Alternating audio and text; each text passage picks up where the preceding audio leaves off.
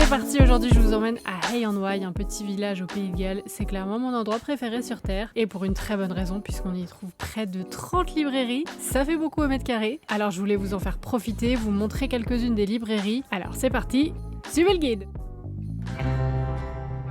C'était un petit périple pour y aller avec mon amie Fanny, on a décidé d'y aller en transport en commun. Après il faisait beau, c'était assez agréable, surtout le petit tour en bus où on commençait petit à petit à se rapprocher et à découvrir ces magnifiques paysages britanniques. Et j'étais hyper curieuse de voir si depuis la dernière fois que j'étais allée, il y avait des choses qui avaient bougé. J'ai pu découvrir de nouvelles librairies, ça c'était très très chouette. Mais pour vous faire rapidement l'histoire de Hay-on-Wye, dans les années 60, un libraire a décidé de s'y installer et de rénover l'ancien château de la ville.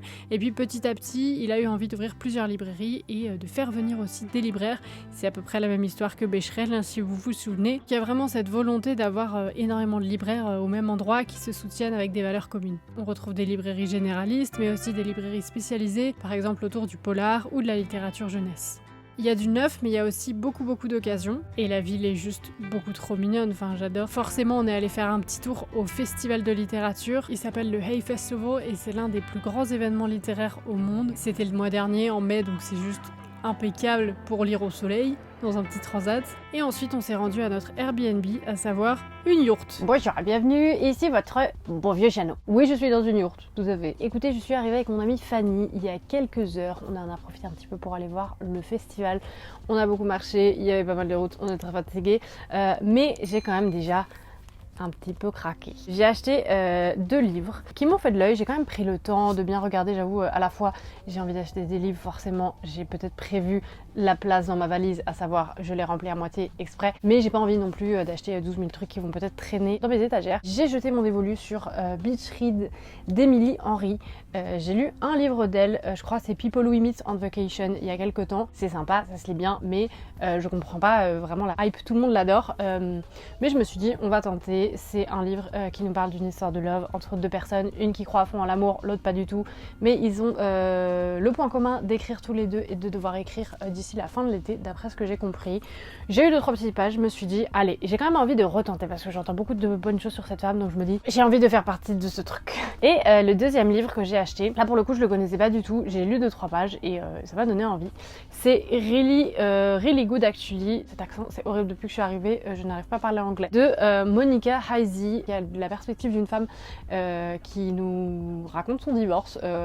Elle s'est mariée assez jeune avec pas son amour d'enfance mais quasi un homme qu'elle a rencontré dans sa tout début de vingtaine, voire un petit peu avant, et ce fut un fiasco. Donc elle nous raconte un peu toute cette période de l'après où elle essaye de se remettre, etc., réfléchir à la vie et faire genre elle va bien. C'est celui-ci que j'ai commencé pour le moment, j'ai lu 15 pages, on est au tout début, mais franchement ça a l'air pas mal du tout. Et pour vous donner un peu de contexte, donc là on est au Pays de Galles, ma team Jeannot, on est dans une ville qui s'appelle Hay-on-Wye, qui est la première ville du livre en fait qui a été créée dans le monde, où c'est un peu comme Becherel, où en fait l'idée c'est qu'il y a plein de libraires qui sont installés ici pour ouvrir des librairies, créer des commerces, et un truc où il y a plein de gens qui viennent ici du coup pour ces librairies là, mais aussi pour l'événement qui a lieu en ce moment, qui est le Hay Festival, où il y a plein de trucs différents, mais c'est surtout des événements autour de la culture et plus spécifiquement du livre, et il y a plein de gens très différents qui viennent, vous le verrez dans la suite. Et en fait la ville de Hay-on-Wye, j'y suis venue 3 fois avant, oui, très clairement, j'aime beaucoup cette ville, en même temps il y a plein de livres donc comment ne pas l'aimer. Je suis venue 2 fois à une autre période de l'année, et par contre la dernière fois que je suis venue c'était aussi pendant le festival, et là j'étais volontaire pendant le festival, j'avais écrit des articles, c'était beaucoup trop chouette, c'était déjà il y a 6 ans, et j'arrêtais pas de me dire je vais revenir, et je sais pas, genre je traînais, je prenais pas le temps immédiatement de le faire, et bon après il y a eu tous ces bails d'études, après il y a eu le Covid, après les premières années de taf, mais là ça y est, j'avais trop envie de revenir, donc nous y voilà, donc je suis avec une amie, on est dans une petite yourte, on passe des bons moments, et j'ai juste hâte de me poser tranquille pour lire, de déconnecter du téléphone, parce que de toute manière on peut pas charger son téléphone ici, en tout cas c'est très compliqué, donc je pense que ça va me faire une petite pause bien méritée. Je ne peux pas m'empêcher de vous partager quelques images beaucoup trop belles de ce village. On a fait un petit tour au château. Il rend clairement hommage à Richard Booth, le libraire dont je vous parlais, qui a permis de créer cette ville du livre. La toute dernière fois où j'y étais allée, le château était fermé, alors j'étais trop contente de le découvrir. Déjà, il y a un café, beaucoup trop mignon. Et ensuite, on peut découvrir l'histoire de la ville et de Richard Booth, donc ça c'était hyper chouette, il y a des petites archives. Et il faut dire qu'ils sont très fiers à Hay-on-Wye de leur petit village indépendant. Et pour eux, Richard Booth, le libraire qui a lancé tout ça, c'est clairement leur roi. Le lieu fait rêver, il y a des livres de partout, pas de quoi se plaindre. On a notamment vu la librairie de Richard Booth qui est, je pense, ma préférée parce qu'elle est extrêmement cosy. Comme on peut le lire, c'est donc la plus grande librairie de livres de seconde main et c'est juste beaucoup trop sympa. On peut se poser tranquillement pour lire au niveau des bouquins. Il y en a pour tous les goûts. On peut vraiment passer des heures dans cet endroit, c'est incroyable. Il y a même des prises pour recharger son téléphone. J'y ai clairement passé des heures, oui. Et après ça, on a pu se poser dans le jardin du château. C'était beaucoup trop agréable. On est bien sûr ensuite retourné faire un petit tour au festival de littérature. Il y avait une conférence sur TikTok. J'ai un peu mené l'enquête. J'ai également vu Craig David. J'étais ravie. Oui, c'est un festival de littérature, mais sachez qu'il a écrit un livre, donc ça compte. Oh là, on est sur un Jeannot en pleine nature. La frange un peu huileuse parce que j'ai fait un massage de Reiki tout à l'heure. Écoutez ma team Jeannot, je vais vous faire un petit état des lieux. Bon déjà, il y a eu des craquages en termes d'achat de livres. Ça, bon, on s'y attendait. Moi, je m'y attendais en tout cas. J'ai acheté tout plein de livres qui ont l'air trop bien. Quand j'étais allée à Becherel il y a quelques temps, j'avais pas trop craqué. J'étais pas trop dans un mood. Et là, je sais que l'été arrive, que je vais lire pas mal. Donc, je me fais plaisir. Il y a notamment de l'occasion. Pour le moment, j'ai acheté un seul livre d'occasion d'ailleurs. C'est Middlemarch de George Eliot, que je n'ai jamais lu, donc je me dis que c'est l'occasion. Et les autres, c'est soit des trucs qui me faisaient envie depuis longtemps, des trucs que j'avais vus sur les réseaux sociaux. J'ai acheté un petit recueil de poésie, celui-ci qui s'appelle All Along You Were Blooming de Morgan Harper Nichols. C'est plein de petits poèmes très mignons, tout joli machin. J'ai failli acheter vraiment 3 à 4 recueils de poésie et je me suis dit, Jeannot, calmons-nous. Souvent la poésie c'est pas des trucs toujours très très joyeux et en fait c'est un peu un truc dont je me suis rendu compte là dernièrement.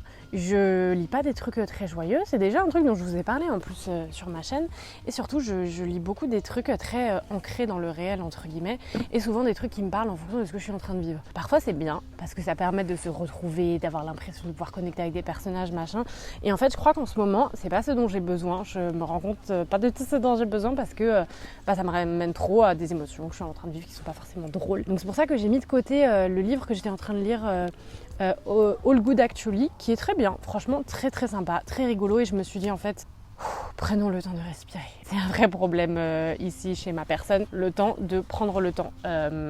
C'est un truc dont je me rends compte, j'ai du coup quitté mon taf là il y a à peu près un mois pour être à 100% sur YouTube et c'est trop bien et en fait j'ai pas pris de pause parce que j'avais trop hâte de vous faire plein de contenu, plein de trucs et j'ai des tonnes d'idées et en même temps j'ai l'impression que je manque de temps, je manque d'énergie et je voudrais tout vous proposer là maintenant tout de suite. Et c'est un truc dont je parlais à ma sœur il y a quelques temps et je disais mais j'ai trop d'idées. Elle me disait mais on n'a jamais trop d'idées. C'est pas une mauvaise chose d'avoir trop d'idées. Ça veut juste dire que ça va prendre du temps et tu vas pas tout faire maintenant, mais c'est pas grave. Et en fait moi je suis en mode ouais mais là je veux publier des vidéos toutes les semaines, écrire un livre, sortir un documentaire bientôt parce que je sais que les gens ils m'attendent sur les documentaires et en fait on peut pas tout faire et c'est pas forcément souhaitable de tout faire. Et là en fait pendant le mois je me suis beaucoup fatiguée un peu toute seule. Je dis toute seule dans le sens où oui je fais des partenariats, oui il faut que je gagne ma vie etc. Mais le but c'est pas que je devienne ma propre boss toxique.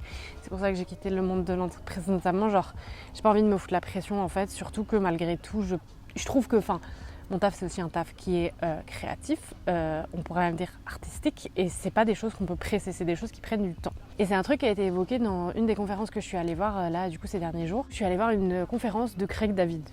Trop drôle, je me suis dit sur le principe vas-y c'est fun, je l'aime bien quand j'étais petite et tout.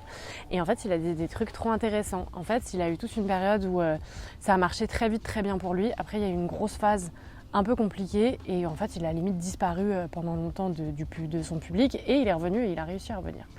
Et donc il est dans un endroit beaucoup plus sage que ma personne actuellement et il pouvait parler de ça et j'ai trouvé ça hyper intéressant. Le fait aussi de prendre du temps pour soi. Je kiffe les réseaux sociaux parce que il y a des bêtes. Il y a beaucoup de bêtes, on n'aime pas la nature. À la fois c'est mon taf et d'un autre côté, moi je sais que je passe beaucoup de temps en tout cas à regarder ce que font les autres, avoir l'impression que tout le monde fait plus, tout le monde fait mieux. Bref, faut prendre le temps. C'est un début d'année où il s'est passé beaucoup de choses dans ma vie, donc j'ai aussi envie de laisser le temps de se faire les choses et je pense je vis beaucoup, surtout avec l'anxiété, dans ce truc de on est dans une société qui va vite, faut tout faire vite et du coup je pense que parfois j'essaye aussi de digérer trop rapidement les émotions en me disant allez il faut passer à autre chose et en fait c'est pas des trucs qu'on peut forcer. Il y avait une bête. J'ai entendu une bête. Tout ça pour dire, je vais quand même vous montrer ces petits bébés. Le projet, c'est un peu de lire des trucs et dans les prochains mois, je pense, de vraiment me plonger dans un univers, un truc peut-être qui sort de l'ordinaire. Il y a une époque où je lisais beaucoup de thrillers, maintenant j'en lis plus beaucoup, donc ça c'est une option, même si maintenant j'ai un peu du mal à me plonger dedans. Et tous les trucs un peu fantasy et tout, j'aimerais bien aussi, mais des univers relativement simples, ou au moins des livres, vous savez, où il y a un univers un peu, d'un coup il y a un élément magique et tout. Dans une des librairies, j'ai pris Plain Bad Heroines de Emily M. Danforth. Je crois que je l'avais vu en ligne, mais honnêtement, je ne suis plus tout à fait sûre. Là, pour les choix, on est un peu sur de l'instinct. On est sur le fait d'avoir lu une ou deux lignes et de se dire « ouais, ça a l'air sympa ». On est clairement sur les couvertures. Je l'ai trouvé très belle. De ce que j'ai compris, ça se passe dans les années 1900 dans un lycée ou un collège. Un lycée, je crois. Écoutez, on en reparlera de toute manière. Un lycée et c'est les deux filles qui tombent amoureuses et qui décèdent, je crois, dans une forêt à côté. On ne sait jamais trop ce qui leur est arrivé. Et quelques temps après ça, il y a un film qui va être tourné dans ce même lycée. Et donc ça va remuer des trucs. Je me suis dit franchement, chambé. Il est un peu big, genre un peu envie aussi de prendre le temps de me plonger dans des gros bouquins. J'ai lu beaucoup dernièrement et j'ai lu très vite et c'est assez souvent le cas quand j'ai de l'anxiété. C'est pour ça quand vous me demandez parfois en message genre Jeannot, comment tu fais pour lire autant? J'ai de l'anxiété, j'essaye de canaliser mon énergie quelque part et souvent je lis vite et après j'oublie un peu, donc là j'ai envie de prendre le temps. Ensuite, lui je l'ai commencé tout à l'heure, c'est A Narrow Door de Joanne Harris. Je vous lâche mon petit accent british à 2 balles, ça me fait plaisir, c'est cadeau. Et en gros, ouais, les 4 là, il y en a 2 que j'ai vus moi-même, que j'ai choisi moi-même dans la librairie, et les 2 autres, j'ai demandé à la libraire qui était beaucoup trop kiki, je lui ai dit qu'est-ce que vous pouvez me conseiller, et elle était au taquet. On aurait dit que depuis le début de la journée, elle attendait que quelqu'un vienne lui poser cette question. J'ai adoré, on a passé un très bon moment ensemble. Et je lui ai dit ouais, que je cherchais des trucs un peu avec des éléments de magie, etc. Celui-ci, est-ce que c'est moi qui l'ai choisi ou c'est elle qui... Non, ça c'est elle qui me l'a conseillé. C'est l'histoire d'une dame qui s'appelle Rebecca, qui est directrice d'une école privée qui avant était une école que pour les garçons. Et là, elle la transforme en école mixte, de ce que j'ai compris. Et pour en arriver là, elle a dû tuer des gens. C'est tout ce qu'on sait. Enfin, c'est tout ce que je sais, j'ai pas lu beaucoup, j'ai dû lire 3 ou 4 pages. En plus, je me suis dit, oh Jeanne, faut que t'achètes des marque-pages. J'ai acheté des marque-pages hier. Est-ce que depuis je les ai pris dans mon sac? Pas du tout. On est sur un petit ticket de métro, bim bam boum. Ensuite, ça c'est moi qui l'ai choisi. Pareil, on est un peu sur des histoires. Il y a des petites histoires un peu mystérieuses de crime et des bails de magie. Écoutez, c'est le mood du moment, on dirait. Ça, c'est Once Upon a River de Diane Satterfield. C'est un truc, ça se passe sur la Thames. Comment on dit ça en français déjà? Tamise. La Tamise, tout à fait. Un truc dans la Tamise, il y a une gosse qui est décédée. Est-ce que c'est un miracle? Est-ce que c'est de la magie? Je vous lis clairement le résumé. On ne sait pas. En tout cas, il s'est passé un truc mystérieux. Pareil, j'ai lu quelques pages et regardez la couverture. C'est un argument tout seul, genre ça suffit pour me le vendre. C'est beaucoup trop joli. Ensuite, un livre que j'ai vu et revu, mais surtout j'ai vu passer l'adaptation. Je me tiens vraiment n'importe comment. C'est The Essex Serpent de Sarah Perry. Pareil. La couverture est trop belle, la conversation s'arrête ici, excusez-moi. On est à Londres dans les années en 1893 pour être exact. On va suivre une femme qui s'appelle Cora, son mari vient de mourir, elle va pas bien, on s'en doute, et en gros elle va à la campagne pour essayer d'aller mieux, et là-bas il y a l'air d'avoir une espèce qui s'appellerait le serpent d'Essex. Ça fait très... Et du coup elle essaye de savoir est-ce que c'est vrai, est-ce que c'est pas vrai. Ça fait très... Nessie, du Loch Ness. Donc voilà, pareil, ça a l'air très, très sympa de se plonger là-dedans. Et le dernier, du coup, c'est la petite libraire trop kiki qui me l'a proposé. C'est Unsheltered de Barbara Kingsolver. Ouf, je sais même plus de quoi ça parle, j'ai lu rapidement. Oui, c'est une histoire de famille, on aime les petites histoires de famille, même si souvent trop ancrées dans le réel, bof, mais là, il y avait des éléments un peu magiques, ça avait l'air intéressant. Une femme qui nous raconte que sa maison est sur le point d'être démolie, mais je sais pas quoi, elle va faire une connexion historique avec une famille pas loin de chez elle, je crois que c'est ça l'histoire. Pas du tout. Si, c'est ça, elle découvre qu'une des premières femmes scientifiques dans les années 1800 a vécu près d'elle, peut-être ça a un rapport. Voilà, écoutez, je vous les vends pas très bien, mais j'avais envie de me poser, de lire tranquillou. Donc je pense, le projet c'est d'aller prendre une douche déjà. Je vous dis tout. Le projet c'est de continuer ça tranquillou, de laisser de côté le livre que j'ai laissé de côté. Je pense que je le reprendrai quand le timing sera le bon. Faut pas forcer encore plus pour les livres. Enfin, on est là pour kiffer, on est là pour le love. Ça franchement, ça me tente de fou. Donc je pense que ça fait partie des livres que je vous présenterai très probablement dans mes livres à lire pour cet été. Mais voilà, beaucoup de choses, très contente. Et ouais, je suis curieuse s'il y en a parmi vous qui ont lu Middlemarch. N'hésitez pas à me dire ça dans les commentaires. C'est un bon petit pavé. Il m'intimide un tout petit peu. Oh, ça sent les vieux livres. Mais donc voilà, je pense qu'on a fait peut-être un tiers des librairies pour le moment. Trop hâte de faire les autres, trop hâte d'aller aux autres événements. Il y a des tonnes et des tonnes d'événements, c'est trop bien. Continuer de voir les copains. Et voilà, franchement je passe un très bon moment, ça me fait plaisir là, ça me détend bien. Et je ne m'en lasse pas personnellement, encore quelques très belles images de ce petit village tout cosy, tout mignon, avec des librairies pareilles, incroyables, et des gens très sympathiques, ça il faut le mentionner. Dans mon achat de livres, j'ai très clairement eu envie de faire confiance aux libraires, et j'ai discuté avec une libraire qui était trop mignonne. Sa librairie s'appelle North Books, et elle était juste trop sympa, j'ai eu envie d'acheter absolument tous les livres qu'elle m'a conseillés. C'est tout à fait ce que j'ai fait. Et j'étais trop contente de discuter avec des gens, de parler un peu en anglais. Il y avait un rythme qui est clairement pas celui de la région parisienne. C'était trop agréable. Et de comme à Becherel, juste prendre le temps, regarder les livres. C'est clairement, on est sur parfois des bouquins, je pense, qui sont là depuis quelques temps. Ça sent un peu la poussière. Au festival de littérature, il y avait aussi la possibilité d'acheter des livres. Il y avait notamment la librairie Oxfam et encore quelques conférences parfois passionnantes. Ça, comme vous pouvez le voir, c'est le plan avec toutes les librairies. Il y en a tellement, c'est pas mal de pouvoir se repérer, surtout quand on a mon sens de l'orientation. Et j'ai pas pu résister, j'y suis retournée, notamment dans une librairie que j'avais trop gardée en tête, qui est le Cinéma Bookshop. En fait, avant, c'était un cinéma et ils l'ont réaménagé pour en faire une librairie. C'est tellement grand, genre ça ne s'arrête jamais. Limite, il faut un plan d'orientation rien que pour cette librairie. On pourrait s'y perdre. Peut-être que j'y ai pensé à un moment donné pour y passer la nuit. On sort très clairement de la douche. Ah non, on voit la télé en fond que j'ai laissé allumer. Attendez, la planète, merde. Écoutez, je suis rentrée avant-hier, si je dis pas de bêtises. Ne faites pas attention, c'est un petit peu le bazar. Peut-être qu'il y a encore ma valise derrière moi, pas encore défaite. Mais je voulais vous raconter la fin de cette semaine. C'était trop bien, ça m'a fait vraiment trop du bien d'y retourner. J'ai vu d'autres conférences beaucoup trop cool et il y a un côté un peu absurde des gens que j'ai vus. Genre j'ai vu Dua Lipa, que faisait cette dame là-bas. J'ai vu 3 autres conférences, donc je vous les fais un peu rapidement quand même. Déjà j'ai vu Alice Oseman, l'autrice de Heartstopper, c'était incroyable. Elle était interviewée par Jack Edwards, c'était incroyable. En gros c'était 1 heure et ils ont parlé pendant une petite demi-heure et puis après il y a eu des questions. Mais c'était intéressant, mais il y avait ce côté où de ce que je comprends, Alice Oseman elle a l'air de beaucoup travailler.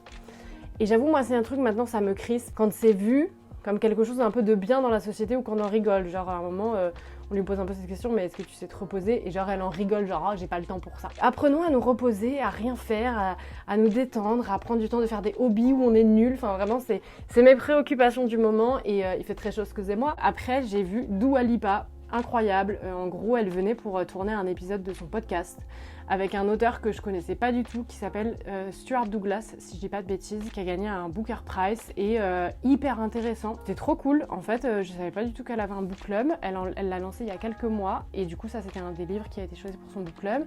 Elle a un podcast à côté, elle fait énormément de trucs, elle est trop belle. Franchement c'était trop cool. Et la toute dernière conférence c'est d'une autrice dont j'ai le livre, je vais vous montrer, attendez. Il y avait Dolly Alderton, c'est Everything I Know About Love. Ça, j'ai adoré Mathilde Janot. C'est un livre qui nous parle d'amour comme on peut le voir au titre, mais surtout qui nous parle de toutes les différentes formes d'amour. Et pendant la conférence, pareil, c'était plus un truc de discussion. Elle était avec une danseuse jamaïcaine que je connaissais pas du tout et qui a fait un show au Royaume-Uni qui s'appelle Oti Mabuse. Léa Alderton, elle racontait que quand elle a écrit son livre, elle l'a surtout fait comme une lettre d'amour à ses amies femmes. Et j'ai trouvé ça trop beau comment elle parlait de sororité. Moi je l'ai beaucoup ressenti parce que c'est quelque chose que j'ai beaucoup vécu ces derniers mois. Je me sens hyper bien entourée par mes amies et quand je vais pas bien c'est vraiment elle qui me ramasse en toute honnêteté. On a vraiment un espace hyper sécurisant pour parler de tout ça et justement dans le livre elle parle pas mal de ruptures. Enfin je vous dis ça, c'est ce qu'elle racontait, je l'ai pas encore lu mais c'est prévu. Elle disait ça justement que quand il y a des ruptures, c'est un des sujets dont elle voudrait parler là dans son prochain livre, trop hâte de le lire. Elle le fait en fait avec la perspective d'un homme et donc elle a parlé à plein d'hommes pour comprendre un peu comment ça se passait après une rupture. Et elle expliquait qu'en fait il y a plein d'hommes qui sentent qu'ils n'ont pas vraiment cet espace hyper bienveillant pour en parler, que ce soit de leurs émotions, de leur rupture, de ce qui les traverse en fait, et même de santé mentale. Donc hyper hâte de lire son livre en fait, elle était extrêmement drôle. Est-ce que j'ai acheté des livres depuis la dernière fois? Tout à fait, je vais vous les montrer, on est là pour ça. J'ai très peu lu d'ailleurs, parce qu'on est sur un vlog un peu, on parle bouquin, on en lit très peu. Le dernier jour, je suis allée dans une librairie et j'ai acheté 3 derniers livres. J'ai acheté People Person de Candice Carty Williams, parce que c'est l'autrice de Queenie que je vous Ça avait vachement recommandé sur la chaîne à un moment quand je l'avais lu. Ouh là, il est un peu allumé. Et je sais là-dessus, c'est tout dégueu. On adore vraiment cette autrice, elle écrit d'une manière hyper... J'aime pas le mot brut, mais un peu genre sharp, vous voyez l'idée, ou peut-être trop pas, c'est pas grave. Et j'avais adoré Queenie, c'est un livre qui parlait du point de vue d'une femme et qui parlait un peu de toutes les préoccupations qu'on peut avoir entre 20 et 30 ans en tant que femme noire et même en tant que femme tout court. Et j'avais trop kiffé. Sa photo, elle est trop chou, regardez comme elle est kiki. Et du coup, là, de ce que j'ai compris, c'est une histoire avec des frères et sœurs, genre... autour d'une famille, voilà, j'aime beaucoup les histoires familiales. Je viens aussi d'une famille nombreuse, donc toutes les dynamiques de frères et sœurs et relations avec les parents, ça me parle beaucoup, ça m'intéresse. Mais parfois, c'est un petit peu lourd et je préfère lire des trucs un peu loin de ma réalité, ça je vous en parlais. Mais malgré tout, celui-ci, bon, je sais que je vais aimer. Donc de ce que j'ai compris, c'est plusieurs frères et sœurs, notamment des demi-frères et sœurs qui nous parlent de toutes les dynamiques familiales. Ça a l'air très bien. Ensuite, nous avons Theater of Marvels. Oui, on est rentré en France, on reprend l'accent un peu pété. De Liane Dillsworth. Oui, voilà, j'ai lu quelques pages, ça avait l'air hyper bien, ça a l'air un peu magique, ça se passe dans un théâtre, et puis juste la couverture est trop belle. Et ensuite, le dernier, c'est le seul où quand je l'ai mis en story, enfin c'est celui quand je l'ai mis en story où j'ai eu le plus de réponses.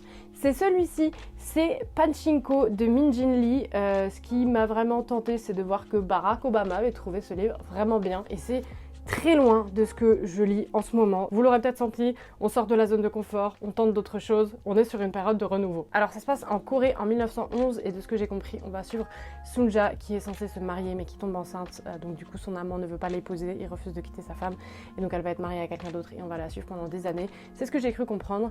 Ça se passe aussi un peu au Japon et la couverture, une fois de plus, c'est beaucoup trop joli. Et le dernier livre, voilà, c'est un petit kiff de me dire, t'es à l'aéroport, il t'en reste plus qu'un, allez fonce, voilà. J'ai opté pour Our House de Louise Candlish, qui a l'air comme, vous pouvez peut-être vous en douter à la couverture, un peu dans un délire thriller, polar. Si vous avez des recommandations, lâchez-vous, faites-vous plaisir ma team Jeannot. C'est rare que je commence à lire un début de thriller et que ça me fasse délirer. Quand c'est des trucs hyper glauques de bail de gens démembrés, un peu la flemme. Après, quand c'est plus des intrigues de, je sais pas, une femme, son mari est mort, c'est très bizarre, peut-être c'est elle, on sait pas si c'est elle. Si vous avez un truc qui ressemble à ça, foncez. Genre, je suis très fan de Gillian Flynn, typiquement. Ça a l'air d'être une histoire trop bizarre, où c'est une seule et même maison, mais où il se passe deux choses très différentes dans l'une et dans l'autre. Donc il y a un jour où il y a une maison il y a des gens qui arrivent pour emménager dans la maison, et la dame qui habite déjà là, elle est en mode... Qu'est-ce qu'ils font chez moi ces gens-là? Mais ils sont pas tout à fait chez elle. Il y a un truc qui a l'air très beau, l'autre très sombre. Que se passe-t-il? Ça fait trop plaisir. J'ai acheté beaucoup de livres. J'ai vu des gens trop inspirants. J'ai pris le temps de me reposer un petit peu. Ça fait du bien. Franchement, ça me donne beaucoup